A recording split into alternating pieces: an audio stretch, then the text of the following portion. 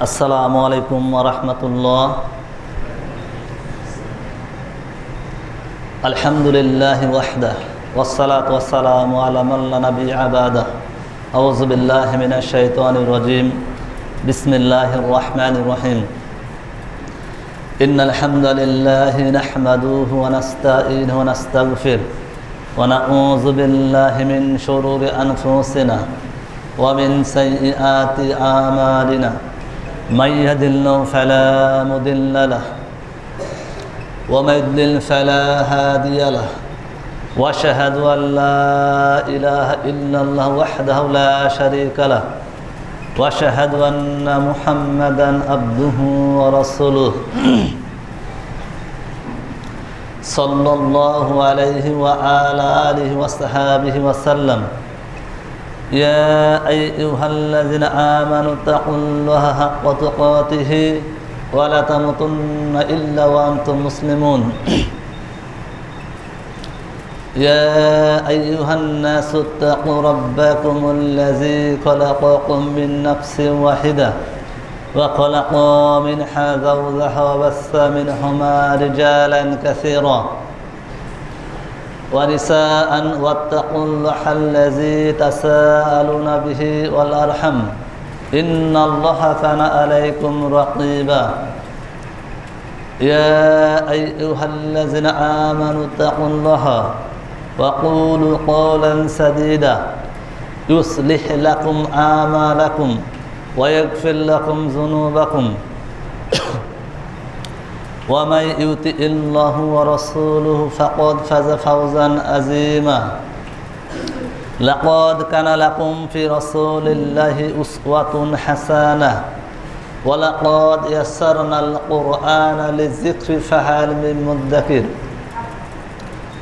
يا أيها الذين آمنوا اتقوا الله وذروا ما بقي من الربا إن كنتم مؤمنين فإن لم تفعلوا فزانوا بحرب من الله ورسوله. قل إن كنتم تحبون الله فاتبعوني يحببكم الله ويغفر لكم ذنوبكم والله غفور رحيم. حرمت عليكم الميتة والدم ولحم الخنزير وما أحل لغير الله به وما خلقت الجن والإنسان إلا ليعبدون. الذي خلق الموت والحياة ليبلوكم أيكم أحسن عملا وهو العزيز الغفور. يا أيها الذين آمنوا أطيعوا الله وأطيعوا الرسول وأولي الأمر منكم. يا أيها الذين آمنوا قوا أنفسكم وأهلكم نار فاسألوا أهل الذكر إن كنتم لا تعلمون بالبينات والزبور. يا أيها الذين آمنوا أطيعوا الله وأطيعوا الرسول وأولي الأمر منكم. أعوذ بالله من الشيطان الرجيم. يا أيها الذين آمنوا اتقوا الله وذروا ما بقي من الربا إن كنتم مؤمنين فإن لم تفعلوا فزانوا بحرب من الله ورسوله. قل هل يستوي الذين يعلمون والذين لا يعلمون. اللهم صل على محمد وعلى آل محمد كما صليت على إبراهيم وعلى آل إبراهيم إنك حميد مجيد. اللهم بارك على محمد وعلى آل محمد كما باركت على إبراهيم وعلى آل إبراهيم إنك حميد مجيد. عن عمر بن الخطاب رضي الله عنه قال قال رسول الله صلى الله عليه وسلم إنما الأعمال بالنيات. রাহুল বুখারী, রাহুল মুসলিম, ইসনাদ সহিহ। আন মুআবিয়া রাদিয়াল্লাহু আনহু قال قال رسول الله صلى الله عليه وسلم মান ইউরিদিহি বিহি খায়রান ইউফাক্কিহু ফিদ্দিন। রাহুল মুসলিম, রাহুল নাসাই, ইসনাদ সহিহ। নাহমাদুহু ওয়া নুসাল্লি রাসূলিল কারীম আম্মা বাদ। সম্মানিত উপস্থিতি, যে মহান আল্লাহ সুবহানাহু ওয়া তাআলা আমাদের প্রত্যেককে পৃথিবীর শত কাজের ব্যস্ততার মধ্যেও মসজিদে এসে 2 রাকাত সালাত আদায় এবং খুতবা শ্রবণের উদ্দেশ্যে আসা তৌফিক দান করেছেন, সেই জন্য সেই মহান আল্লাহর দরবারে আমরা অন্তরের অন্তঃস্থল থেকে কৃতজ্ঞতা জ্ঞাপন করি। সকলে বলি আলহামদুলিল্লাহ। এরপর পরে শত কোটি দুরূদ ও সালাম বর্ষিত হোক পৃথিবীর সর্বশ্রেষ্ঠ নবী ও রসুল মুহাম্মদ সাল্লাল্লাহু আলাইহি ওয়াসাল্লামের প্রতি। সকলে বলি আল্লাহুম্মা সাল্লি আলা আল্লাহুম্মা বারিক আলা। আজ রমাদান মাসের 27 তারিখ চলছে, অর্থাৎ 27শে রমাদান। আমাদের আজকের খুতবার বিষয়বস্তু রমাদান থেকে শিক্ষা ও ঈদুল ফিতর।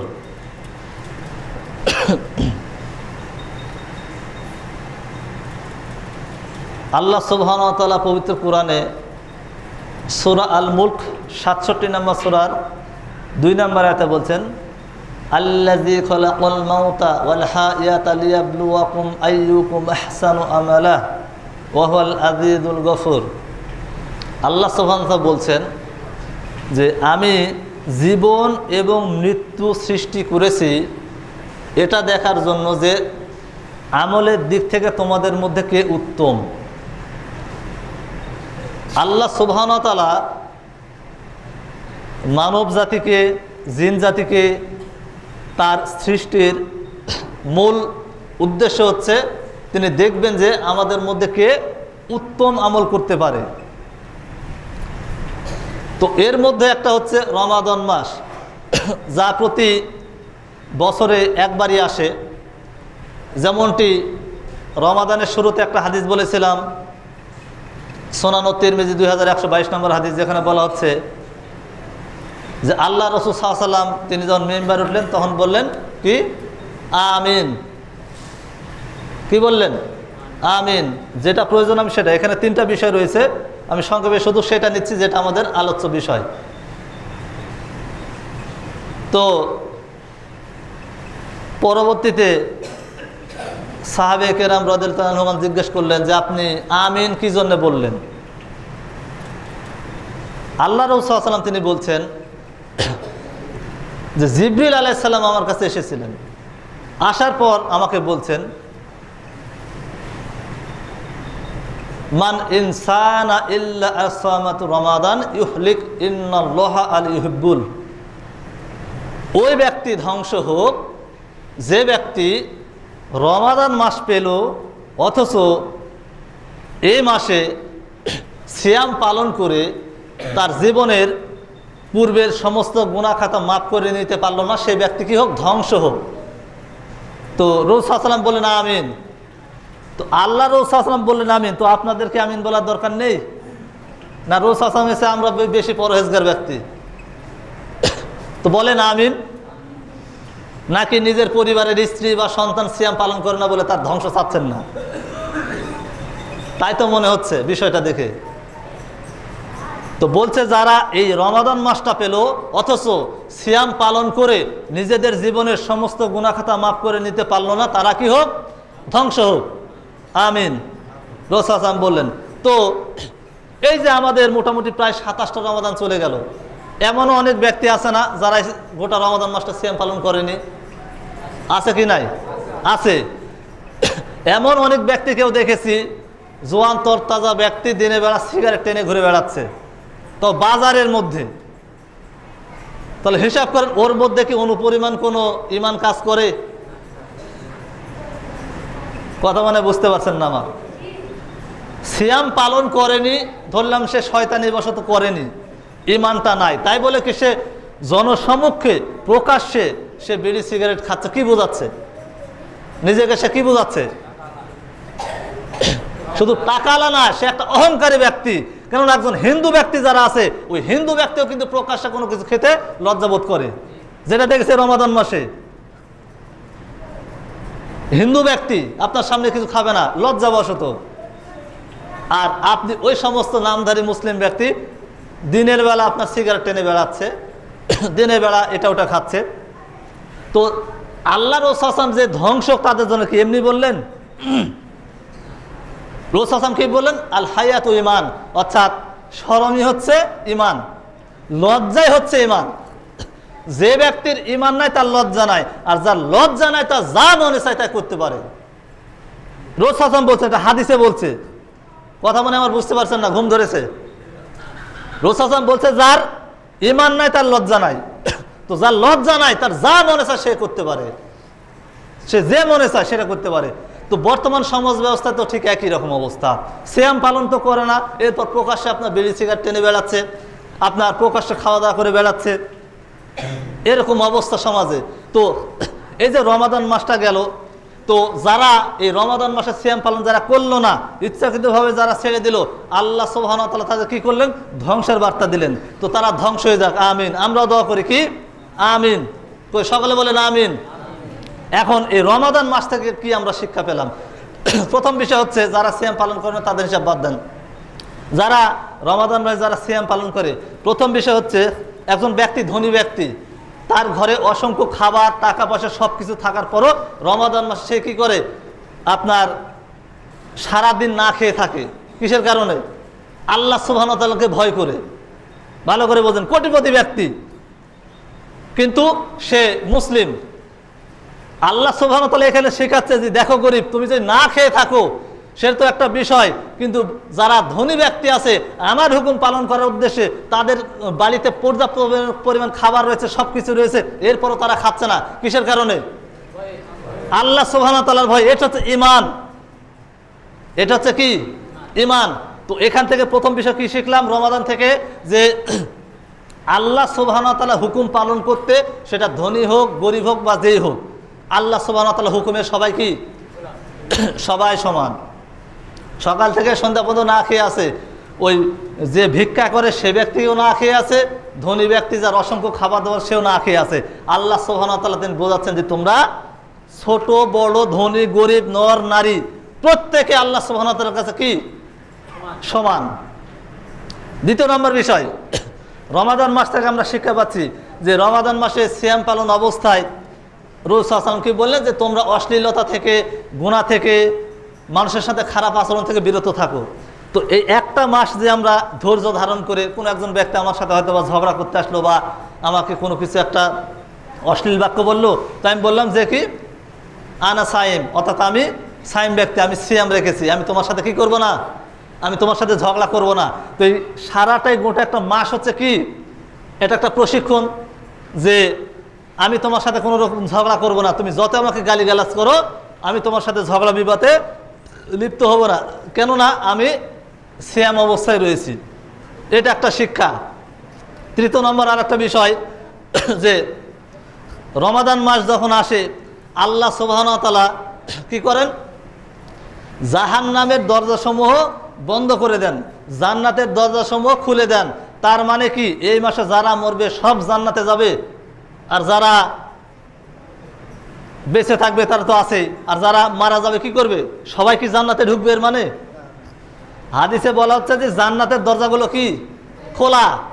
তার মানে রমাদান মাসে যারা মরবে তারা জান্নাতি হবে না, বিষয়টা এরকম না। বিষয়টা এরকম যে জাহান্নামের দরজাগুলো বন্ধ করে দেওয়া, জান্নাতের দরজাগুলো খোলা। এর মানে হচ্ছে যে প্রত্যেকে তারা তাদের ইবাদতের মাধ্যমে জান্নাতে যাওয়ার রাস্তাটা সহজ করে নিয়েছে অন্য মাসের তুলনায়। সুবহানাল্লাহি বিহামদি।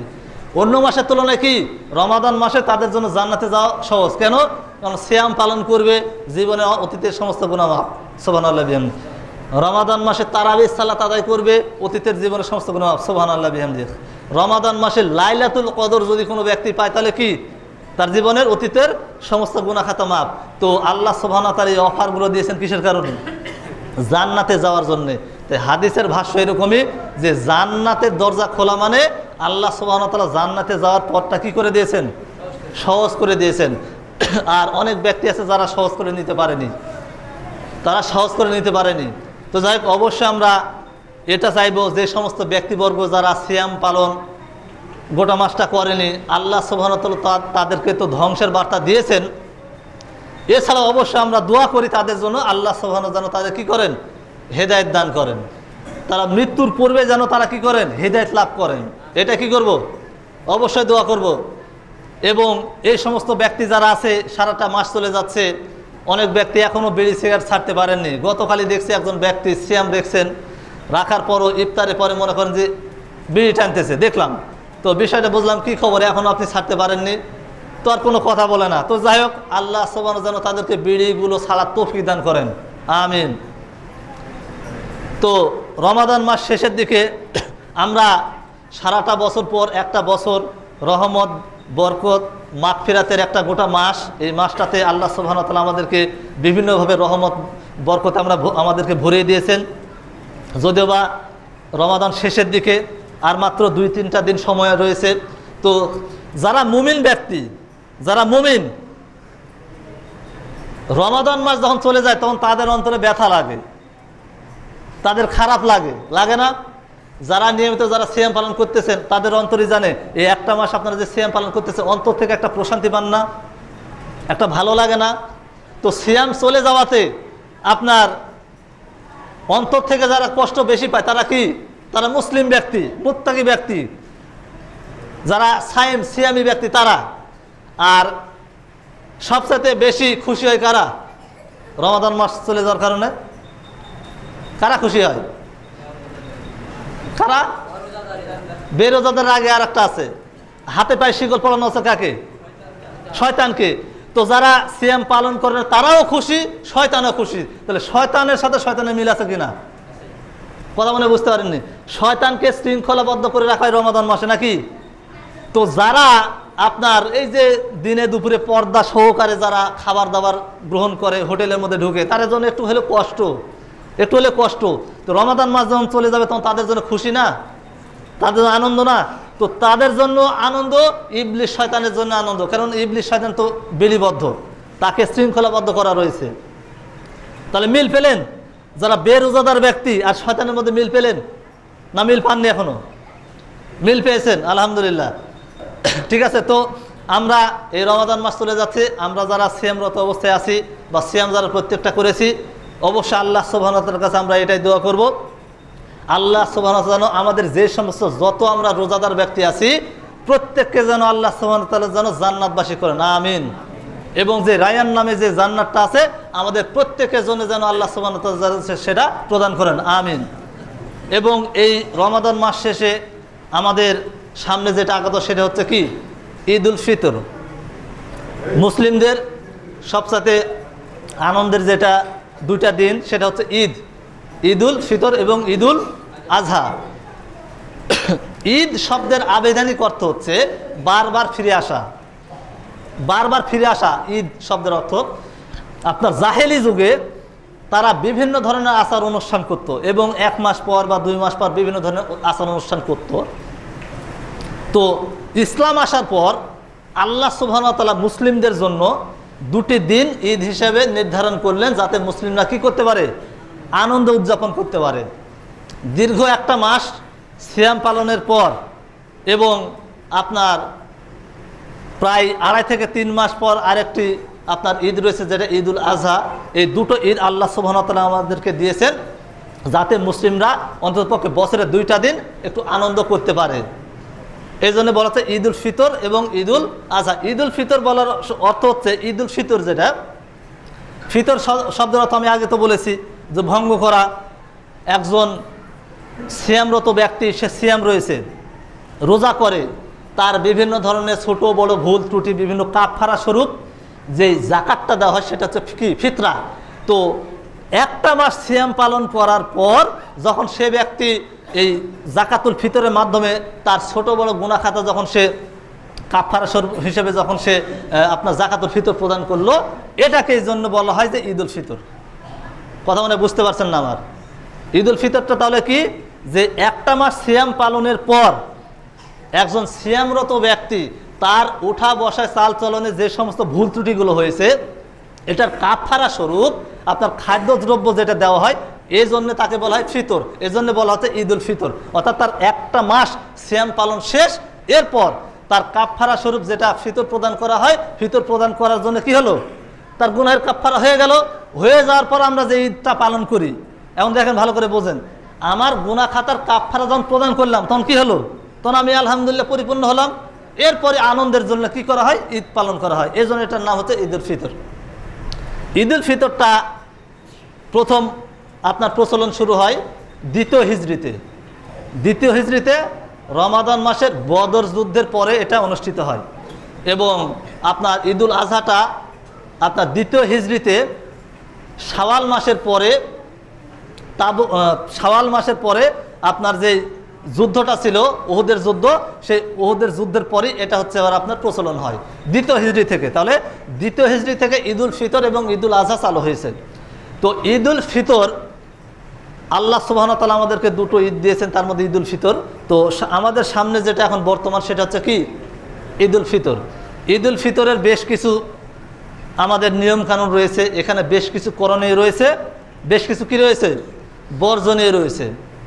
এর মধ্যে একটা হচ্ছে আল্লাহ রাসূল সাল্লাল্লাহু আলাইহি ওয়াসাল্লাম, সহিহ মুসলিম হাদিস নাম্বার 381, তিনি খুব ভোর তিনি উঠে গোসল করে উত্তম পোশাক আশাক পরিধান করে তার পরিবারের সদস্যদেরকে নিয়ে খুব সকাল সকাল তারা ঈদগাহের ময়দানে যেতেন।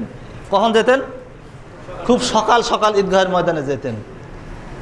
এবং আল্লাহ রাসূল সাল্লাল্লাহু আলাইহি ওয়াসাল্লাম, যেমনটি রয়েছে আপনার সুনানের নাসাই হাদিস নাম্বার 5345,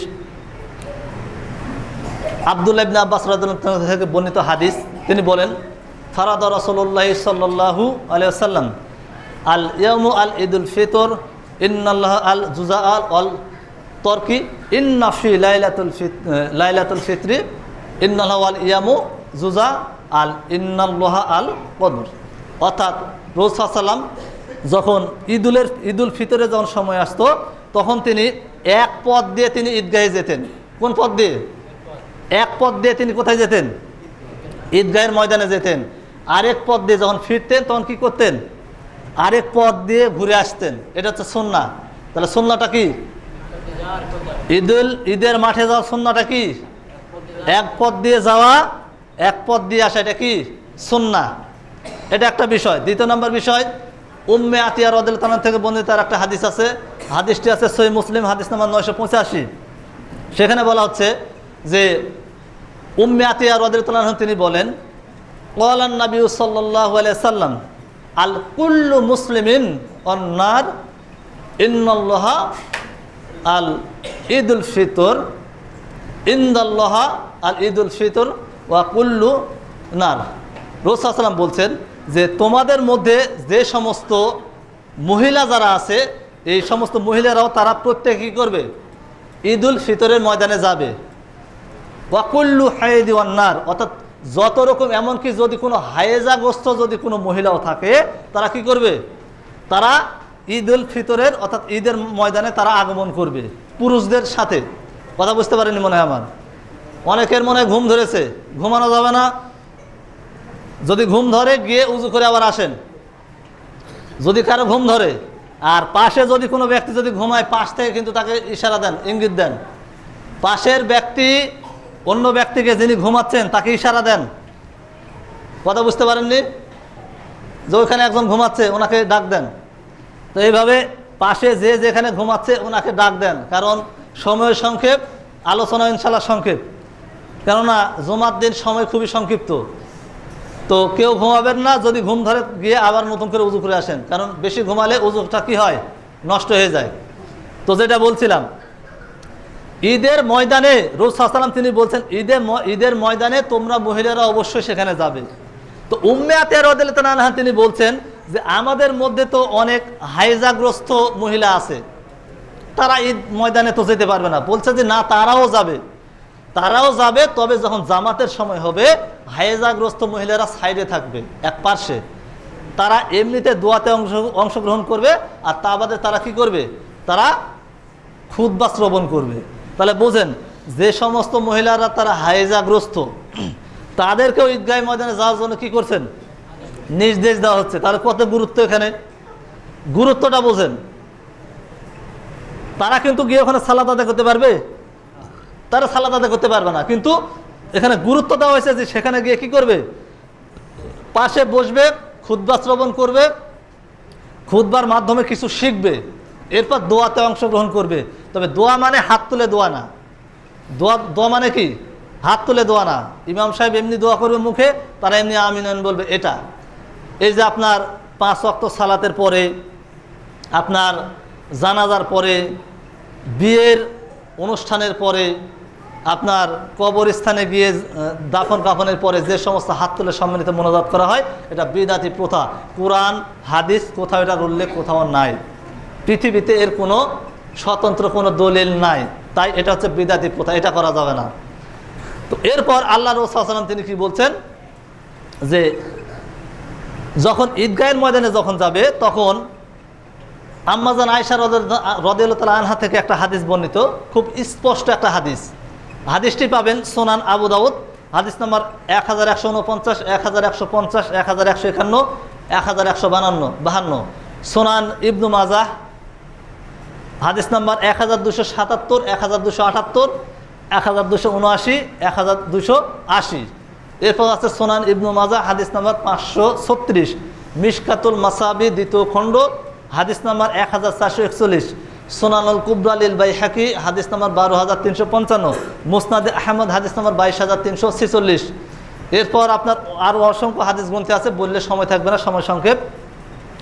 তো আম্মাজান আয়েশা রাদিয়াল্লাহু তাআলা থেকে বর্ণিত হাদিস, ক্বালান নবী সাল্লাল্লাহু আলাইহি ওয়াসাল্লাম আল ইয়াউমু ঈদুল ফিতর ওয়া ঈদুল আযহা ইন্না রাকাতাল আল সাবআতা ওয়াল আখিরাতি রাকাতান সাবআতা ইন্না ফিল আখিরাতি ইন্না খামসাতান লিল্লাহি তাকবীর।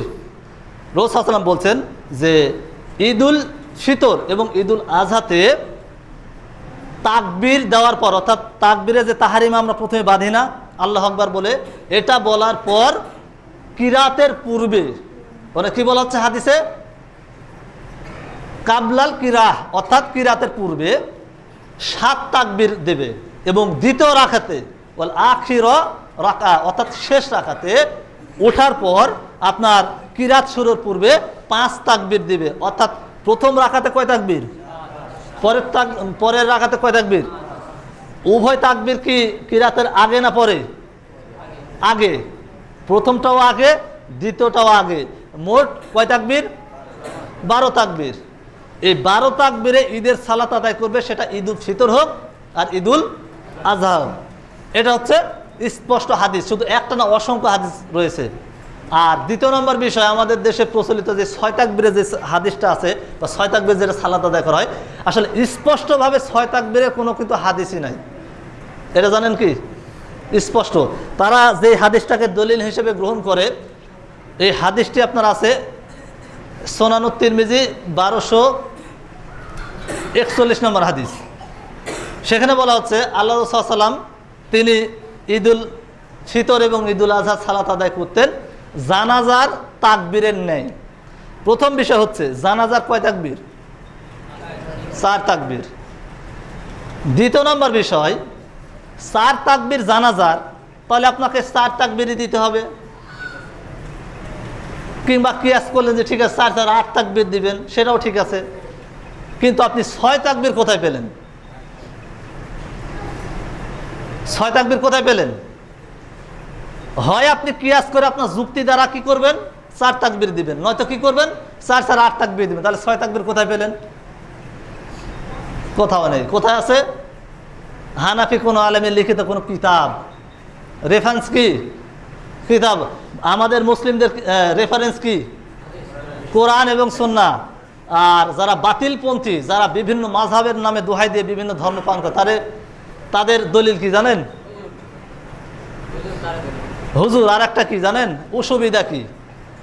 এটা যদি করি অসুবিধা কি? কোরআনেও নাই, হাদিসেও নাই, অসুবিধা কি?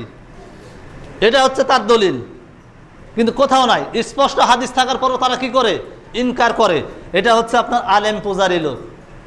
অনেক ব্যক্তি এরকম আছে, আলেম পূজারি অনেক ব্যক্তি, মনে আমি বানিয়ে বললাম, অনেক ব্যক্তি রয়েছে স্পষ্ট হাদিস দেখানোর পরে সে ব্যক্তি বলে যে না, আমাকে অমুক ব্যক্তি অমুক আলেম বলেছে। তাহলে ওই ব্যক্তির কাছে কি আল্লাহ সুবহানাহু ওয়া তাআলা এবং তার রাসূল বলো, না ওই আলেম বলো?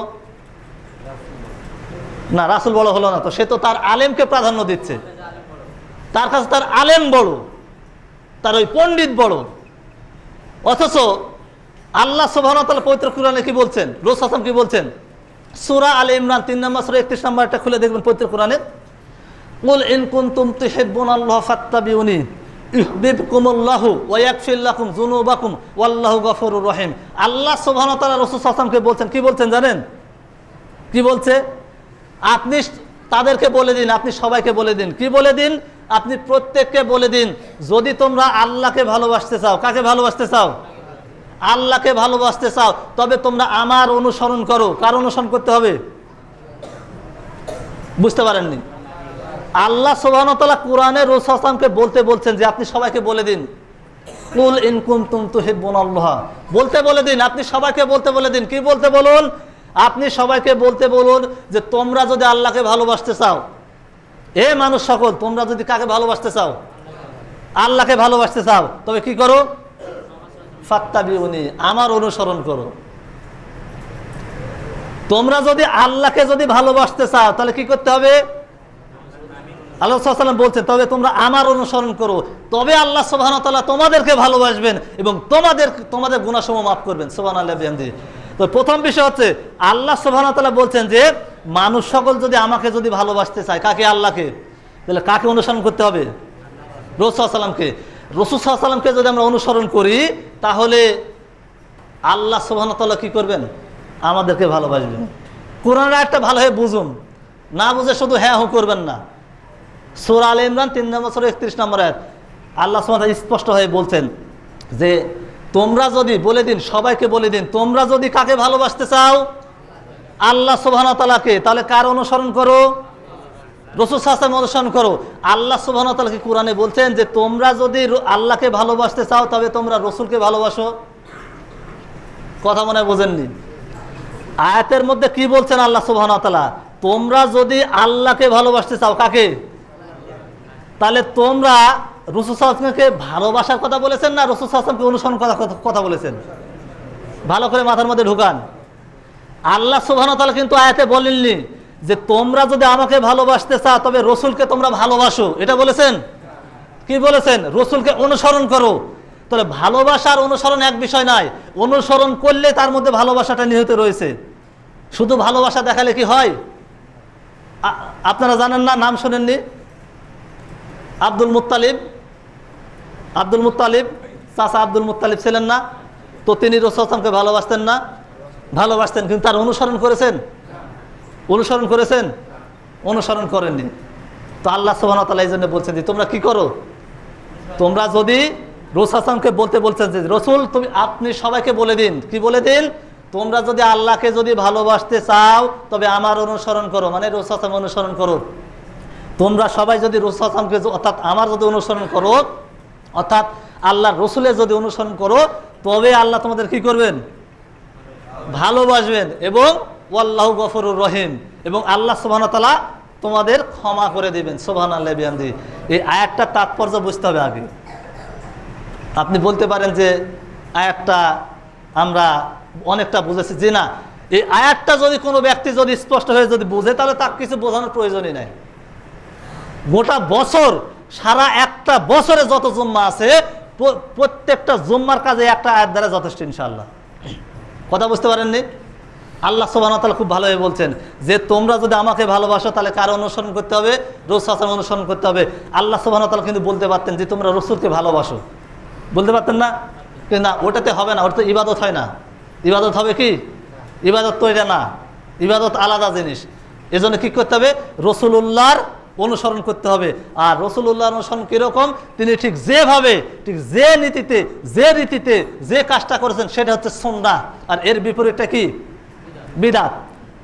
তো ঈদুল ফিতরের যে সালাত বা ঈদুল আজহার যেটা সালাত, সেটা আমাদের কয় তাকবীরে পড়তে হবে? 12 তাকবীর, 7 এবং 5। প্রথমে যে তাকবীরে তাহরিমা যেটা হবে, এটা বাদে 7। প্রথমে তাকবীরে তাহরিমা বাঁধার পর আপনাকে ছানা পাঠ করতে হবে। এরপর পরপর 7টি তাকবীর দেওয়ার পর আপনার আউযুবিল্লাহ সহ, বিসমিল্লাহ সহ সূরা, এবং যেটা সুন্নাহ হচ্ছে সূরা প্রথম রাকাতে সূরা আল আলা এবং দ্বিতীয় রাকাতে সূরা গশিয়া, এটা পাঠ করা কি? সুন্নাহ। এভাবে সালাতটা শেষ করতে হবে। দ্বিতীয় নম্বর বিষয় হচ্ছে মহিলারা সেখানে গিয়ে সালাত আদায় করবে। যদি কোনো কারণে সেখানে গিয়ে যদি সালাত যদি তারা আদায় করতে যদি না পারে, তাহলে মহিলারা বাসাতে নিজ বাসাতে কি করবে, সেখানে নিজে নিজে সালাত আদায় করে নেবে। যদি কোনো পুরুষ ইমাম যদি হয়, তাহলে তাদের পিছনে তারা কি করতে পারে, সালাত আদায় করতে পারে ঈদের সালাতটা। যেমনটি আপনার হাদিসে এসছে, যে হাদিসটাতে সহি মুসলিম হাদিস নাম্বার 2941, সেখানে বলা হচ্ছে যে এক সাহাবী তিনি আপনার এই ঈদের সালাতটা পাননি, ছুটে গেছে। এই তারপর তিনি কি করলেন, তারপর তিনি ফিরে গেলেন, তিনি ফিরে গেলেন বাড়িতে, তিনি ফিরে গেলেন তার বাড়িতে। যাওয়ার পর তার পরিবার সহ কি করলেন, 2 রাকাত সালাত, 2 রাকাত সালাতটা কি সুন্নাতে মুআক্কাদা, সালাতটা তিনি আদায় করলেন 12 তাকবীর বিশিষ্ট। এভাবে সালাতটা আদায় করতে হবে। প্রথম নম্বর বিষয় হচ্ছে এটা। দ্বিতীয় নম্বর বিষয় ঈদায়নের সালাত। ঈদায়ন কাকে বলা হয়, 2 ঈদকে একত্রে বলা হয় ঈদায়ন। ঈদায়ন মানে কি, ঈদুল ফিতর এবং ঈদুল আজহা দুটাকে একসাথে কি বলা হয়, ঈদায়ন। ঈদায়নের সালাতটা হবে কোথায়, খোলা ময়দানে, খোলা মাঠে। উপরে কোনো আপনার ওই বিয়ে বাড়ির মতো কোনো চান্দা টাঙানো যাবে না, চারিদিকে আপনার ঘেরা যাবে না, হালখাতার দিনে দোকান যাবে সাজানো যাবে না, একদম সাধারণ জায়গা হবে, খোলা ময়দান। মসজিদে আপনার ঈদের সালাত আদায় হবে না যদি কোনো কারণে, দুর্ঘটনাজনিত কারণে যদি বৃষ্টি হয় বা ব্যাপক কোনো ক্ষয়ক্ষতি হয় বা কোথাও কোনো জায়গা নেই, সেটা আলাদা বিষয়। যেমনটা আল্লাহ রাসূল সাল্লাল্লাহু আলাইহি ওয়াসাল্লাম তিনি তার মসজিদে নববীতে অন্যান্য যে কোনো মসজিদের তুলনায় মসজিদে নববীতে 1000 গুণ বেশি নেকি সালাত আদায় করলে।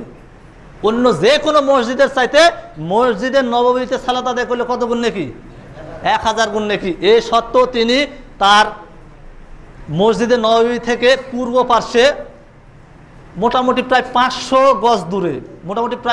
গজ দূরে বাতহান নামে একটা জায়গা ছিল, ওখানে সবাইকে নিয়ে তিনি কি করতেন, ঈদের সালাতটা আদায় করতেন সেখানে। অথচ তার মসজিদে নববীতে সালাত আদায় করলে কত নাকি, 1000 গুণ বেশি নাকি, সুবহানাল্লাহ বিহামদিহি। কিন্তু তা করেননি কেন, এটা তো সুন্নাহ, এটা তো সুন্নাহ। কম বেশি দ্বারা সুন্নাহ হয় না, সুন্নাহ হয় রাসূল সাল্লাল্লাহু আলাইহি ওয়াসাল্লামের তরিকা অনুযায়ী। সালাতে যখন আপনি দাঁড়ান, ভালো করে বোঝেন। আচ্ছা, কোরআন আপনারা বসে পড়েন না দাঁড়িয়ে পড়েন? বসে পড়েন। কেউ যদি দাঁড়িয়ে পড়ে কি বলবেন, বেয়াদব লোক, এই দাঁড়িয়ে কোরআন পড়ে, অভদ্রতা। এখন বলেন, সালাতে আপনি দাঁড়িয়ে পড়েন না বসে পড়েন? সালাতে রুকুতে বা সিজদাতে কি কোথাও কি কোরআনে কোনো অংশ পড়া যাবে, মানে বাতিল। বসে কোনো কোথাও পড়া যাবে না, দাঁড়িয়ে। তাহলে কোরআন সাধারণ অবস্থায় বসে পড়াটা কি সুন্নাহ, আর সালাতে দাঁড়িয়ে পড়া কি সুন্নাহ। আল্লাহ রাসূল সাল্লাল্লাহু আলাইহি ওয়াসাল্লাম যখন যেভাবে, ঠিক যে নিয়মে, যেভাবে, ঠিক যে পরিমাণ দিয়েছেন, সেটা গ্রহণ করা হচ্ছে কি সুন্নাহ। এর বিপরীত হচ্ছে বিদআত। তাই ওটা আমাদের গ্রহণ করতে হবে। এটা হচ্ছে 1 নম্বর বিষয়। দ্বিতীয় নম্বর বিষয়, ঈদুল ফিতর বলেন বা ঈদুল আজহা বলেন, আমাদের যে ঈদটা, ঈদের দিন খুশি হওয়াটা এটা স্বাভাবিক অস্বাভাবিক কিছু না। আল্লাহ রাসূল সাল্লাল্লাহু আলাইহি ওয়াসাল্লাম একবার তিনি বসে আছেন, তো তিনি আসার আগে আবু বকর রাদিয়াল্লাহু আনহু তিনি বসে আছেন। তো একটা ছোট্ট একটা বালিকা দাপ বাজাচ্ছেন, দপ মানে বোঝেন, ঢোলকের মতো সিস্টেম, ছোট্ট একটা জিনিস এক সাইডে বাড়ি দিলে বাজে। তো আবু বকর রাদিয়াল্লাহু আনহু তিনি তাদেরকে ধমক দিলেন। রাসূল সাল্লাল্লাহু আলাইহি ওয়াসাল্লাম এসে বললেন, তাদেরকে ধমক দিও না, এটা আজকে ঈদের দিন, তাদেরকে এটা একটু আনন্দ করতে দাও, সমস্যা নেই। তো সাধারণভাবে তারা দপ বাজাতেন। কিন্তু আপনি বা আমি এই ঈদকে কেন্দ্র করে, ঈদের দিনকে কেন্দ্র করে, আনন্দকে কেন্দ্র করে আমরা যারা এই বাসা বাড়িতে বা মোবাইলে যারা গান বাদ্যযন্ত্র বাজায়, তাদের অবস্থা কি? গান বাদ্যযন্ত্র কি হালাল না হারাম? এটা সম্পূর্ণ নিষেধ। তাই ঈদের দিনে খুশি হয়েও আপনার কি করা যাবে না, গান বাদ্যযন্ত্র এগুলো বাজানো যাবে না। যে আগামীকালকে ঈদ আর আপনি হচ্ছে পারে এখানে বক্সে লাগিয়ে দিলেন গান ঈদের জন্য, এগুলো করা যাবে না, এটা সম্পূর্ণ নিষেধ। আরেকটা বিষয়, আমাদের ঈদের দিন ঈদ উদযাপন করবেন অবশ্যই কিভাবে, শরিয়া পদ্ধতি অনুযায়ী, যেটা রাসূল সাল্লাল্লাহু আলাইহি ওয়াসাল্লাম যেভাবে দিয়েছেন ঠিক সেভাবে। এর বিপরীতে হারাম কোনো কাজে আমরা অংশগ্রহণ করব না।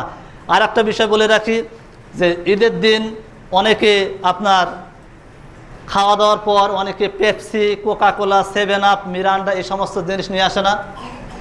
আনে কি নিয়ে আসে না? নিয়ে আসে না। প্রথম বিষয় বলি, 7 আপ, পেপসি, কোকাকোলা, মিরান্ডা, যত রকম এই সমস্ত পানীয় যেগুলো আছে, সবগুলো হচ্ছে ইসরায়েলি পণ্য, ইহুদি পণ্য। কি পণ্য? ইহুদি পণ্য। এই সামনে রমাদান মাস শেষে আপনার এই ঈদায়নের দিনে, ঈদের দিনে কোনো ব্যক্তি যদি এই 7 আপ, পেপসি, কোকা-কোলা বা এই ধরনের কোনো কিছু যদি কিনে, তাহলে সে ব্যক্তি স্পষ্ট হবে সে কার মধ্যে শামিল হবে? ভালো করে বোঝেন, ইয়াহুদি খ্রিস্টানরা তারা মুসলিমদের মারতেছে একদিকে, ভালো করে বোঝেন কথাটা, সময় শেষের দিকে 2-1 মিনিট একটু লাগলে আমি আগে মাপ চেয়ে নিচ্ছি। আপনি বা আমি দেখছি রমাদানের প্রথম থেকে ইসরায়েল তারা মুসলিমদের উপর আঘাত করছে না, তাদের উপর নির্যাতন করছে না? কঠিন করেনি। এবং আপনার ওই আমেরিকার যে ডোনাল্ড ট্রাম্প আছে প্রধানমন্ত্রী, যে রাষ্ট্রপ্রধান, সে কি করেছে? ইসরায়েলকে সমর্থন দিয়েছে তোমরা মুসলিমদের মারো। তাহলে ইয়াহুদি এবং খ্রিস্টান দুই ভাই, ঠিক আছে? ভালো করে বোঝেন কথাটা, ইয়াহুদি এবং খ্রিস্টান দুই ভাই, বুঝতে পেরেছেন? এখন এই ইয়াহুদি এবং খ্রিস্টানরা যখন মুসলিমদেরকে যখন মারলো, মারার পর অনেকে ফেসবুকে পোস্ট করেছে যে আমরা এদের ধ্বংস চাই, এই চাই, ওই চাই, অনেক কিছু। এর কিছুদিন পর আবারও যখন এই খ্রিস্টান এবং ইহুদি যারা আছে, ব্রাজিল এবং আর্জেন্টিনা খেলা না কিছুদিন আগে, ব্রাজিল এবং আর্জেন্টিনা খেলাকে কেন্দ্র করে যারা আবার পোস্ট দিয়েছে, যারা তাদের পক্ষে যারা ছাপাই গিয়েছে, তাদের শরীরে ইয়াহুদি এবং খ্রিস্টানের পোস্ট ছাড়া অন্য কিছু নেই। কথা মনে বুঝতে পারছেন না আমার? ব্রাজিল, আর্জেন্টিনা যারা খেলাধুলা করে, এরা কি মুসলিম? এরা খ্রিস্টান। এরাও তো হচ্ছে আপনার ইহুদিজম, ইহুদিদেরকে তারা সমর্থন করে, ওই আপনার ইসরায়েলদেরকেও তারা সমর্থন করে। তো যারা মুসলিমদের বিরুদ্ধে যারা অবস্থান করে, তাদেরকে যারা সমর্থন করে, তাহলে কি করে আপনি তাদের জার্সি পরে ঘুরে বেড়ান, আবার কি করে তাদেরকে সমর্থন করেন বলেন? কোনো মুসলমানের বাচ্চা কি কখনো ব্রাজিল, আর্জেন্টিনার এই সমস্ত জার্সি পরে ঘুরে বেড়াতে পারে? ফেসবুকে পোস্ট দিতে পারে? ওর ভিতরে কোনো লজ্জাবোধ আছে? ওর ভিতরে কোনো লজ্জাবোধ আছে? দেখছেন না ভিডিও দিয়ে, দেখছেন না আপনার ফিলিস্তিনের ছোট ছোট বাচ্চারা তারা কিভাবে মারা যাচ্ছে? আপনাদের চোখে পড়ে না? এই সমস্ত বিষয়বস্তু পড়ে না? পড়ার পরও কি করে তাদের আপনি সমর্থন করেন? আপনার ভিতরে কোনো লজ্জাবোধ তো কাজ করে না। আবার ফেসবুকে বড় বড় পোস্ট দিয়ে বেড়ান তাদের পক্ষে। লজ্জাও নাই, শরমও নাই, কোনো ঘৃণাও নাই। এই যে আসতেছে সামনে ঈদের দিন, ঈদের পরে অনেক ব্যক্তি আছে, অন্তত পক্ষে এই জায়গাতে আমি একটা কথা বলি যে মসজিদের ভিতর যতজন আছে তাদের মধ্যে একজনও যেন এই 7 আপ, পেপসি, কোকা-কোলা বা এই ধরনের কোনো কিছু না কিনে।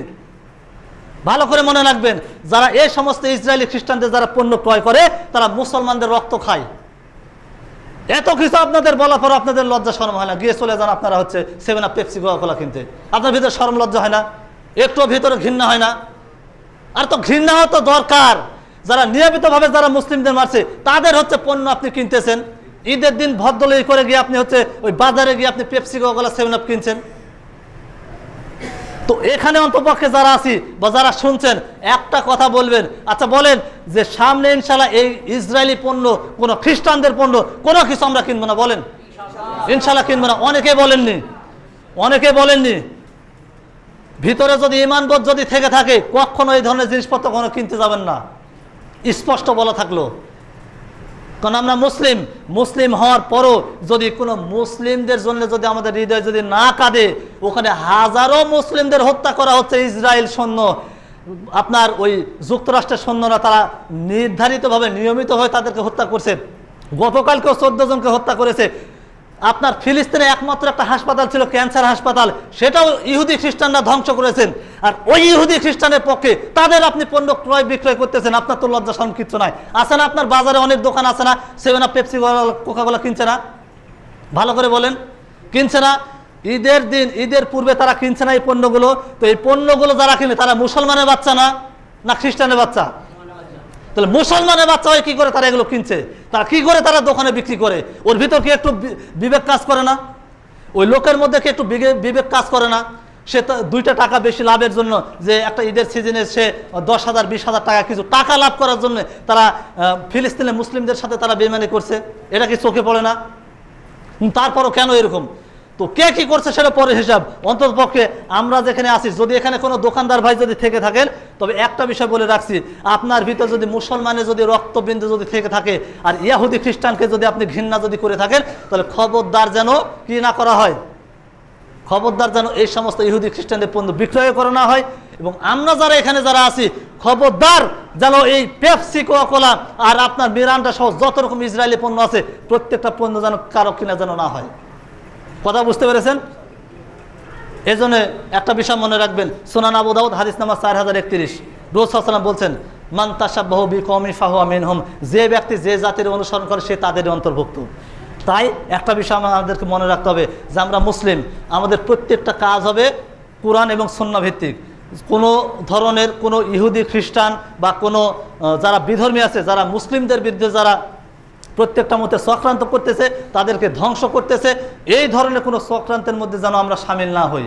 কেননা আপনি বা আমি যদি এই ইসরায়েলি বা খ্রিস্টানদের যে কোনো পণ্য যদি আমরা একটা যদি ক্রয় করি, এর মানে হচ্ছে আমার ভিতরে মুনাফিকি আছে। তাই অবশ্যই আমরা চেষ্টা করব কি, চেষ্টা শুধু না, এখানে মসজিদের মধ্যে যারা আছেন কথা দিয়েছেন যে কেউ ইসরায়েলি পণ্য কিনবেন না, বোঝা গেছে। তারপরেও যদি আমার যদি চোখে পড়ে তাহলে যা বলার আমি তা বলবো পরে। প্রথম বিষয় মনে রাখবেন, কেউ আমরা যারা আছি অবশ্যই ইসরায়েলি পণ্য আমরা সম্পূর্ণরূপে বয়কট করলাম। তো যাই হোক, মহান আল্লাহ সুবহানাহু ওয়া তাআলা আমাদেরকে বিষয়গুলো বুঝে এই অনুযায়ী আমল করার তৌফিক দান করুন, আমিন। আমাদের মধ্যে সারা বিশ্বে যত মুসলিম ভাই বোন যারা নির্যাতিত হচ্ছেন, আল্লাহ সুবহানাহু ওয়া তাআলা তাদেরকে ধৈর্য ধারণ করার তৌফিক দান করেন, আমিন। এবং যারা মারা গেছেন, আল্লাহ সুবহানাহু ওয়া তাআলা তাদেরকে শহীদ হিসেবে কবুল করেন, আমিন। আমরা যারা এখানে আছি, যারা সিয়াম পালন করতেছি, আল্লাহ সুবহানাহু ওয়া তাআলা তাদের প্রত্যেকটা সিয়ামগুলো কবুল করে নেন, আমিন। ওয়া আখিরি দাওয়ানা আনিল হামদুলিল্লাহি রাব্বিল আলামিন। আম্মা বাদ, ফাইন্না খায়রাল হাদিসি কিতাবুল্লাহ ওয়া খায়রুল হুদা ওয়া শাররুল উমুরি মুহদাসাতুন বিদআহ ওয়া কুল্লু বিদআতিন দালালাহ ওয়া কুল্লু দালালাতিন ফিন্নার।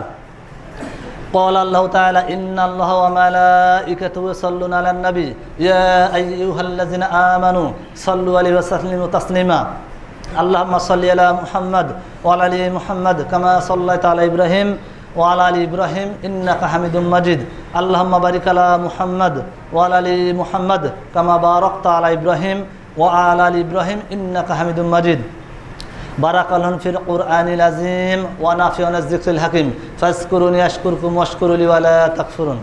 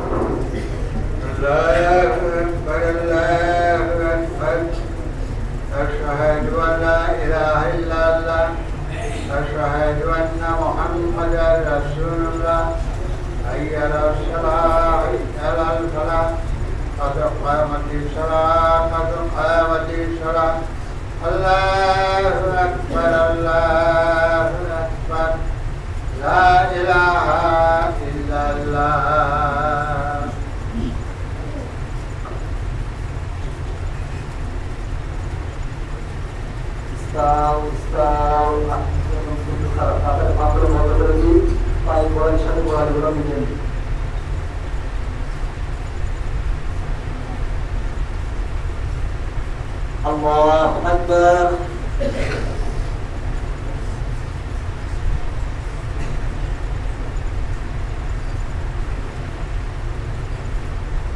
الحمد لله رب العالمين الرحمن الرحيم مالك يوم الدين إياك نعبد وإياك نستعين اهدنا الصراط المستقيم صراط الذين أنعمت عليهم غير المغضوب عليهم ولا الضالين آمين.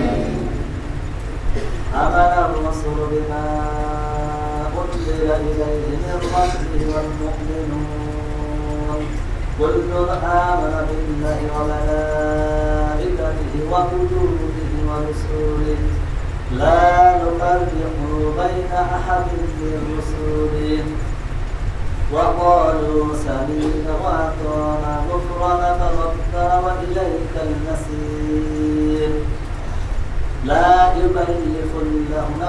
إلا وسعها لها ما كسبت وعليها ما اكتسبت ربنا لا تؤاخذنا إن نسينا أو أخطأنا ربنا ولا تحمل علينا إصرا كما حملته على الذين من قبلنا ربنا ولا تحملنا ما لا طاقة لنا به واعف عنا واغفر لنا وارحمنا أنت مولانا فانصرنا على القوم الكافرين الله أكبر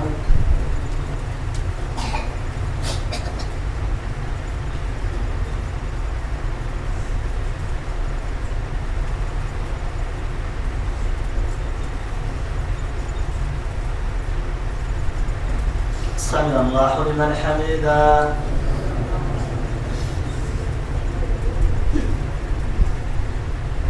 الله أكبر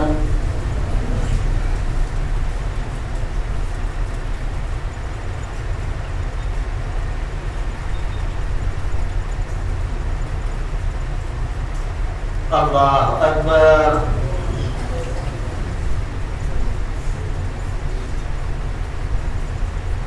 الله أكبر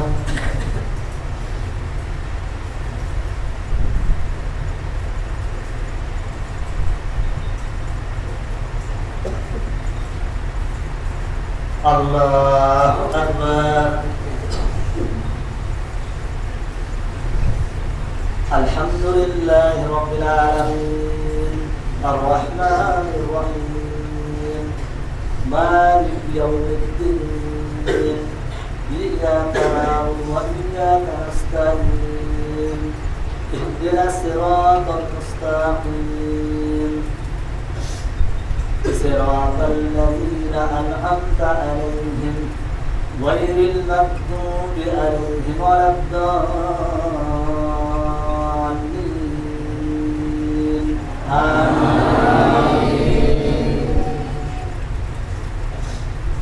ويل لكل همزة لمزة الذي جمع ماله وعدده يحسب أن ماله أخلده كلا لينبذن في الحطمة وما أدراك ما الحطمة نار الله الموقدة التي تطلع على الأفئدة إنها عليهم موصدة في أمد ممددة الله أكبر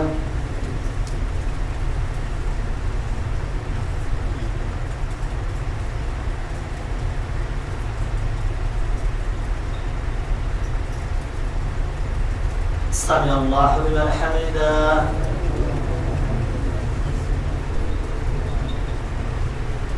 الله أكبر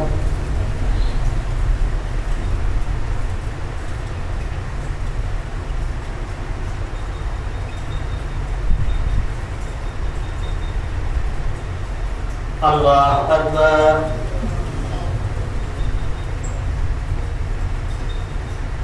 الله أكبر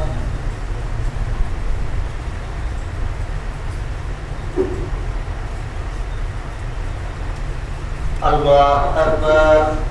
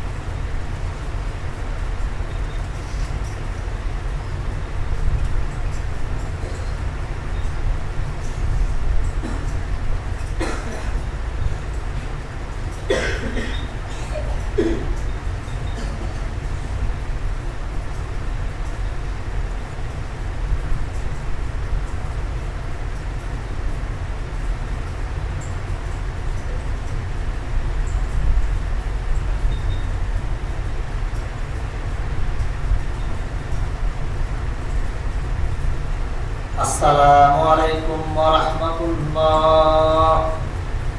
আসসালামু আলাইকুম ওয়া রাহমাতুল্লাহ।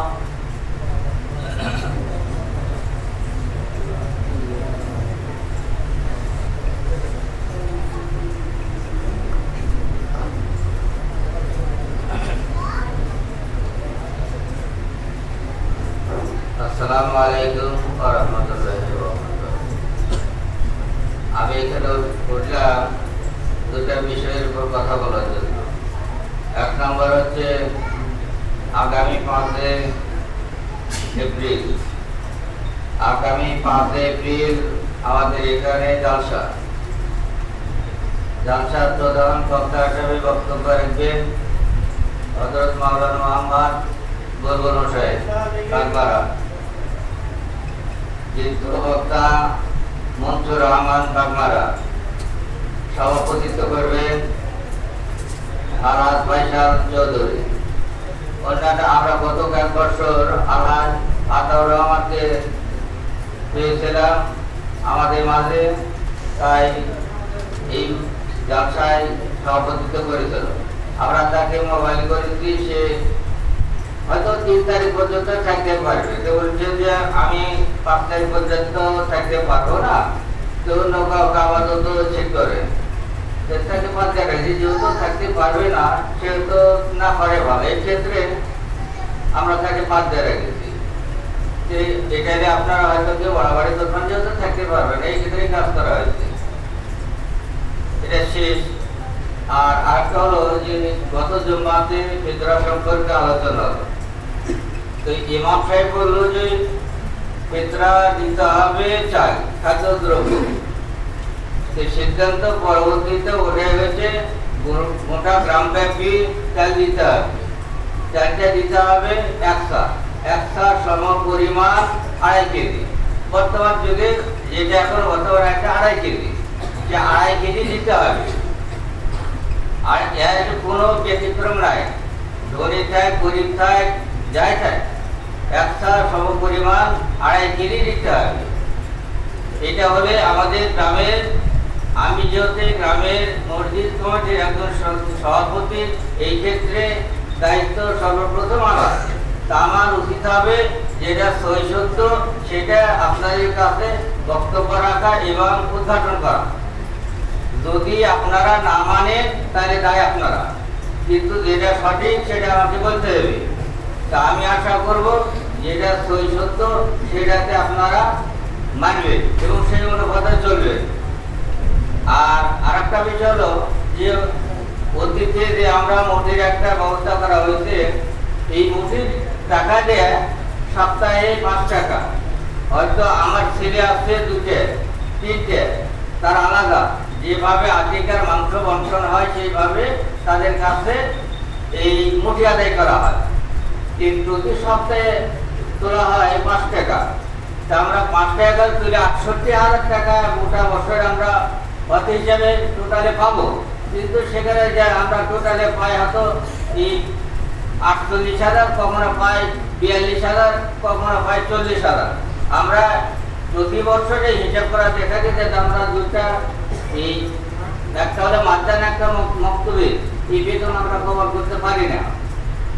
এইবারটা মিটিং এর মধ্যে আলোচনা হয়েছে যে 200 টাকা করে দিতে হবে, প্রতিটা চতুর্থী 200 টাকা করে দিতে হবে। টাকাটা কিভাবে উঠবে? আমাদের গ্রামে হয়তো জমাত একটা, কিন্তু মাতাব্বর হয়েছে 13-14টা।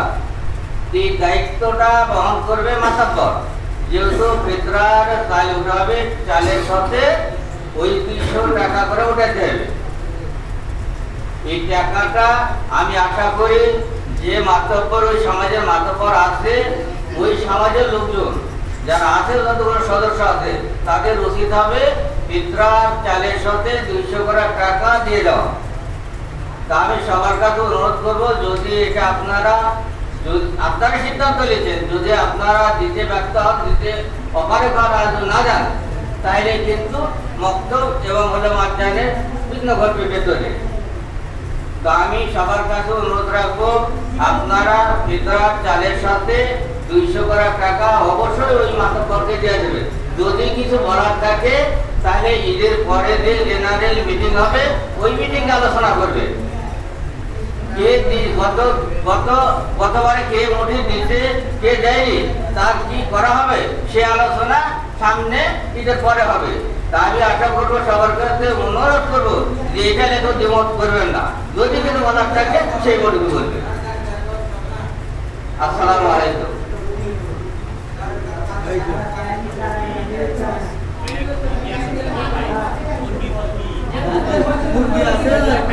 পরে